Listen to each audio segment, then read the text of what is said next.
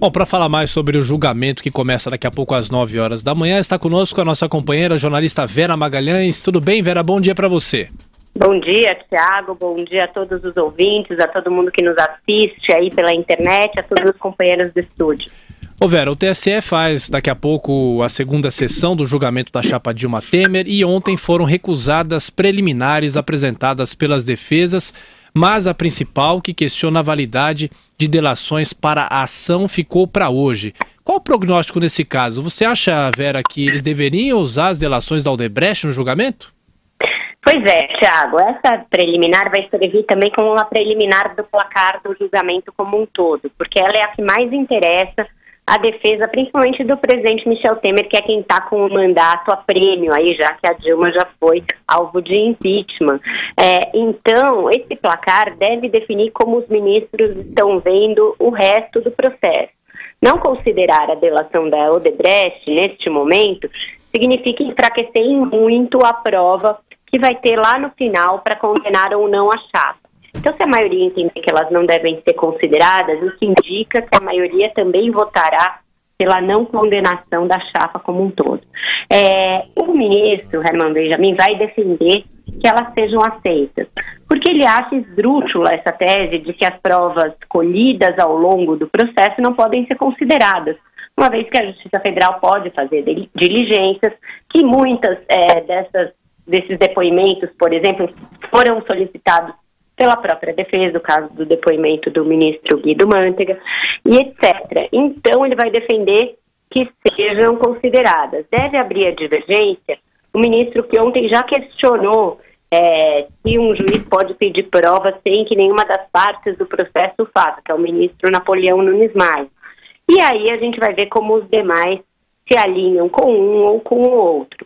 Se a coisa parecer meio apertada para o presidente Michel Temer, já quem fale que o ministro Admar Gonzaga, nomeado há pouco tempo pelo próprio Temer, pode atuar como um zagueiro e parar a bola, pedir vista, algo que eles negavam até então.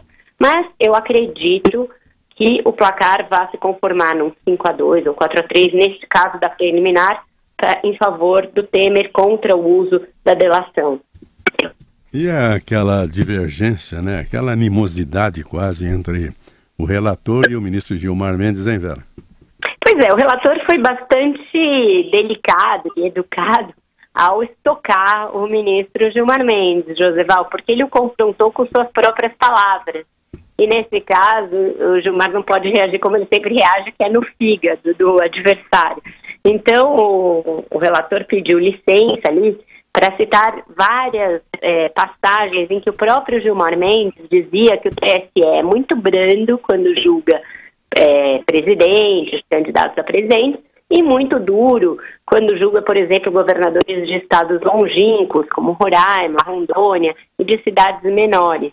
Isso ele disse em entrevistas, disse na própria corte, e vamos lembrar, foi o próprio Gilmar Mendes que abriu uma divergência quando a primeira relatora da primeira ação lá contra Dilma Temer lá atrás, Maria Tereza Cismoura, pediu o arquivamento da ação movida pelo PSDB.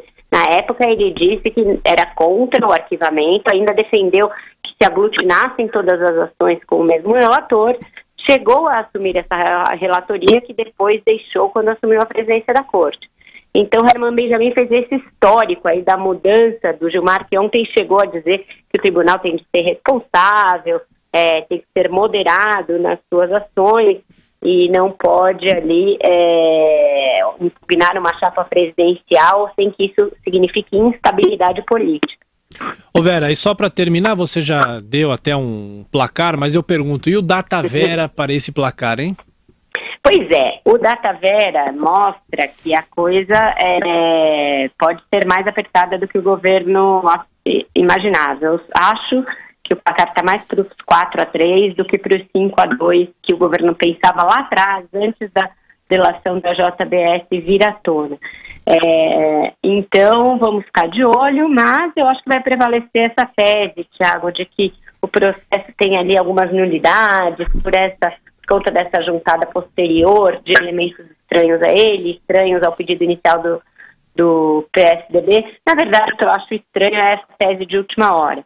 Primeiro, porque isso foi sendo feito ao longo de 2 anos, sem que ninguém questionasse, tanto a juntada das delações, quanto a oitiva de novas testemunhas, quanto a abertura do escopo da ação. Afinal, se ela é para apurar abuso de poder econômico e político, os fatos que forem se revelando, mas que sejam concernentes a 2014, a meu ver, podem integrar a ação. Eu não sei o que o José Val acha, mas essa tese surgiu aí de uma última hora como uma muleta, já que a outra que tinha prevalecido até então, a da separação das responsabilidades de Dilma e de Temer, era mais difícil de colar, dada a jurisprudência da própria Justiça Eleitoral.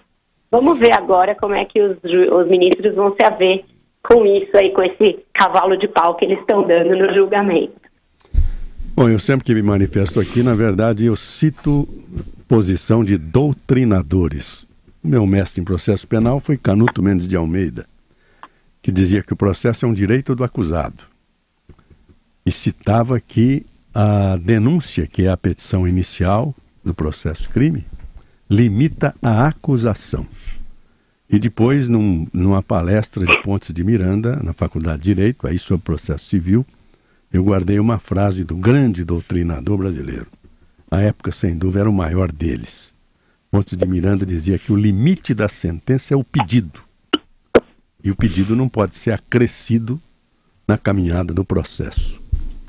Essa é a minha posição, sempre repetindo os doutos maiores.